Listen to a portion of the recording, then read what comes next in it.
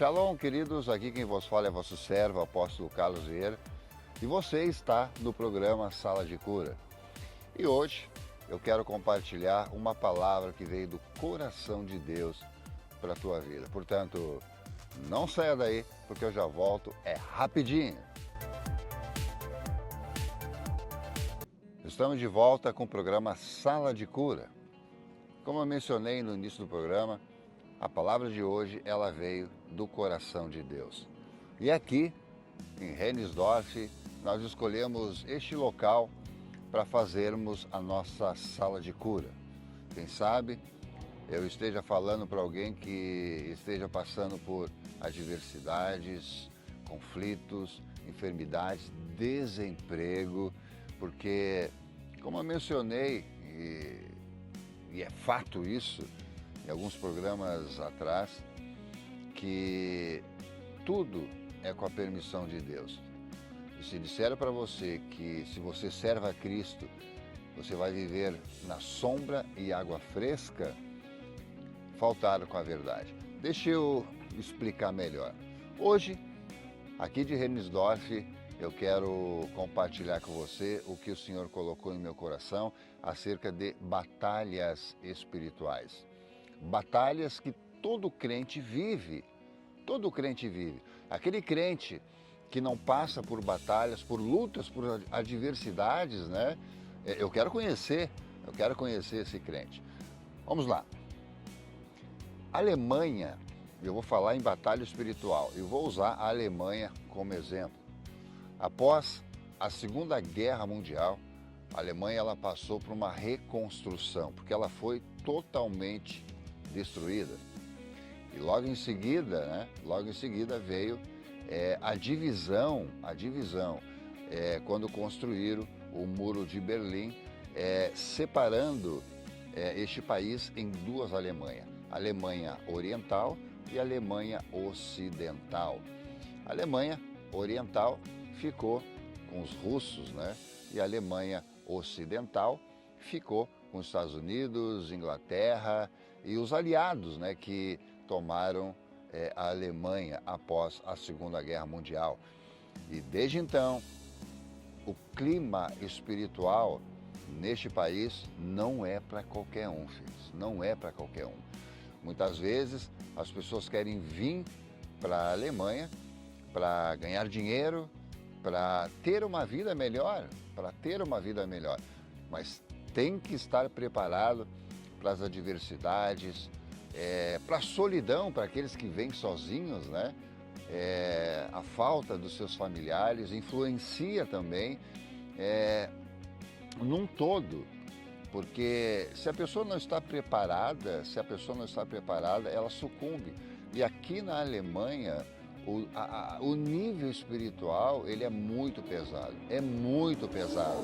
Aqui na Alemanha, quem não tem Deus em seu coração acaba sucumbindo, acaba entrando em vícios, más companhias. E hoje, por falar em más companhias, a Alemanha ela tem um problema com alguns imigrantes que são bardeneiros, estão sempre em confusões. Recentemente, né,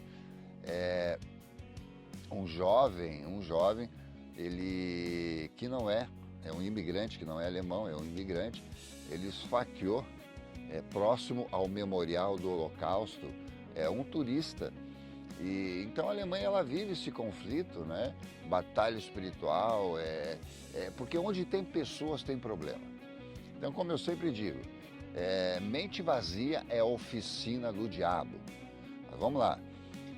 Após a Segunda Guerra Mundial, o nível espiritual da Alemanha ela se tornou insustentável. Então, hoje em dia, o nível espiritual ele é muito pesado. Então, nós temos que ter uma vida com Deus. Você tem que ter uma vida com Deus quando vem as batalhas espirituais. Mente vazia, não esqueça, é oficina do diabo. E sendo assim, você tem que entender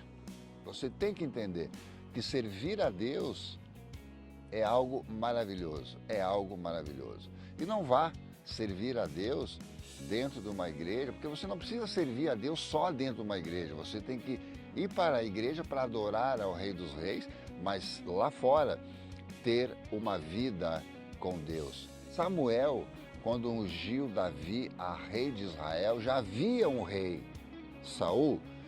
Então, Davi ele teve que esperar a sua hora, o seu momento para ser rei de Israel. Mas mesmo sendo escolhido, veja bem, mesmo sendo escolhido por Deus, Davi, ele passou por situações terríveis.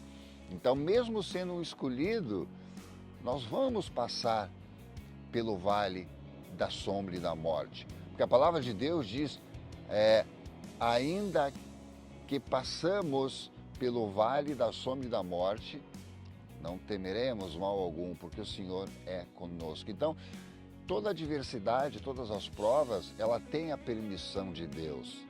Ela tem a permissão de Deus, que é para nos transformar em pessoas melhores, em pessoas maduras, em pessoas, de uma forma geral, melhor.